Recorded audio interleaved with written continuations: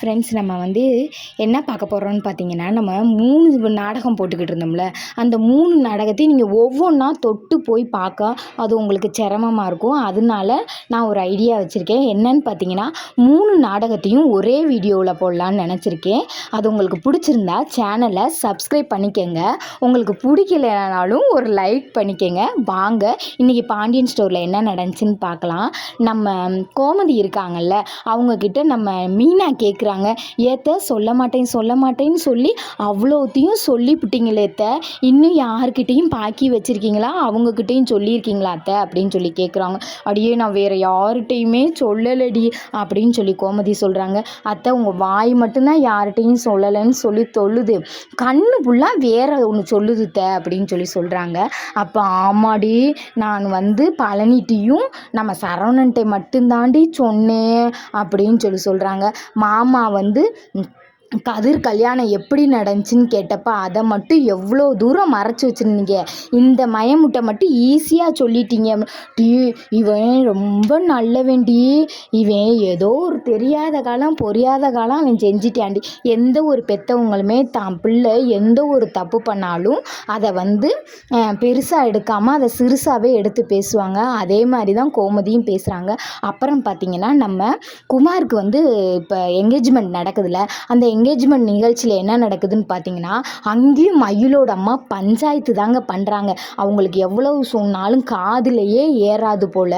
எதனால நீங்கள் வந்து உங்கள் பெரிய மகளோட பொண்ணு வீட்டுக்கு போகலை அப்படின்னு சொல்லி கேட்குறாங்க.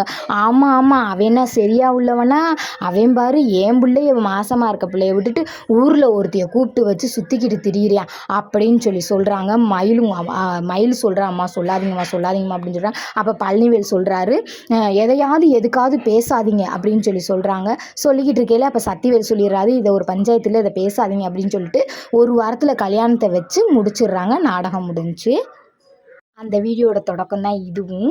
இப்போ சிறகடிக்க ஆசை பார்ப்போம். இப்போ சிறகடி ஆசையில் என்னன்னு பார்த்தீங்கன்னா, முத்தோட அப்பா இருக்காங்களா, அவங்க ஃப்ரெண்டு வந்து நம்ம ஃப்ரெண்டோட மகனோட மகனுக்கு காது குத்துறாங்கடா. என்னடா முத்துக்கும் மீனாவுக்கும் கல்யாணம் ஆகி இவ்வளோ நாள் ஆச்சு, இன்னும் பிள்ளை குட்டியை ஒன்றையும் காணோம் அப்படின்னு சொல்லி சொல்கிறாங்க. அப்போ விஜயா விறுவிறுன்னு வந்து, மனோஜு தான் மூத்தவன், அவன் தான் ஃபஸ்ட்டு பிள்ளை பார்க்கணும், அடுத்து தான் முத்து மீனாலாம் பிள்ளை பார்க்கணும் அப்படின்னு சொல்லி சொல்கிறாங்க. சொன்னோன்னையுமே இவங்களுக்குள்ளே பேசிட்டு கொஞ்சம் நேரம் கழிச்சு விஜயை வாங்கிட்டு அனுப்பிச்சிட்டு நம்ம முத்துட்டையும் ரவிட்டையும் பேசுகிறாரு. இன்னும் நீங்கள் வாழ்க்கையை தொடங்கலையாடா, நீங்கள் வாழ்க்கையை தொடங்கின மாதிரி தெரியலையாடா, எனக்கு ஒரு பேரன் பேத்தி எப்படா கொடுப்பீங்க அப்படின்னு சொல்லி கேட்குறாரு. கேட்கையில், இல்லைப்பா நாங்கள் வந்து இன்னும் லைஃப்பில் செட் ஆகலை, இன்னும் கடன் கட்டணும், அது இருக்குது இது இருக்குது அப்படின்னு சொல்லி சொல்கிறாங்க. எல்லாத்துக்குமே கடன் கப்பு எல்லாம் வரத்தாண்டா செய்யும், ஆனால் நம்ம வந்து பிள்ளை குட்டின்றதும் ஒரு ஸ்டேஜில் வர்றது தான், அதையும் நம்ம செஞ்சு தாண்டா ஆகணும்னு சொல்லி சொல்கிறாங்க. அதை விஜயா கேட்டுக்கிட்டே இருந்துட்டு, உங்கள் அப்பா சொல்ல மாட்டார், நீங்கள் சொல்லுங்கடா, என்ன சொன்னார், வெயிலுக்கு நீர்மோர் குடிக்க சொன்னார்மா அப்படின்னு சொல்கிறாங்க.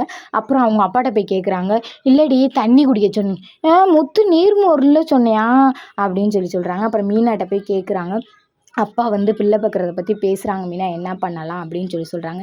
ஏங்க, நமக்கு இங்கே ஒரு கௌரவமான இதே இல்லைங்க, நமக்கு ஒரு கௌரவம்ன்றது இல்லை, அத்தை வந்து உங்களையோ என்னையோ ஒரு கௌரவமாகவே நடத்தலை, அதே நிலைமை வந்து நம்ம பிள்ளைக்கு வந்தால் நமக்கு சிரமம் தானேங்க, அதனால தான் சொல்கிறேன், நம்ம வந்து ஒரு கௌரவமான நிலைக்கு வருவோம், அப்புறம் என்னன்றதை பார்ப்போங்கன்னு சொல்கிறாங்க. அதான் நாடகம் தான் இந்த வீடியோ. இப்போ அய்யனார் துணையில் போய் ஹனிமூன் முடிச்சுட்டு எல்லோரும் வீட்டுக்குள்ளே வராங்க. வீட்டுக்குள்ளே வந்தால் நடேசன் வந்து வீடை வந்து எப்படி சொல்ல, ஐயோ எனக்கு சொல்லக்கூட வாய் வர மாட்டேங்குது.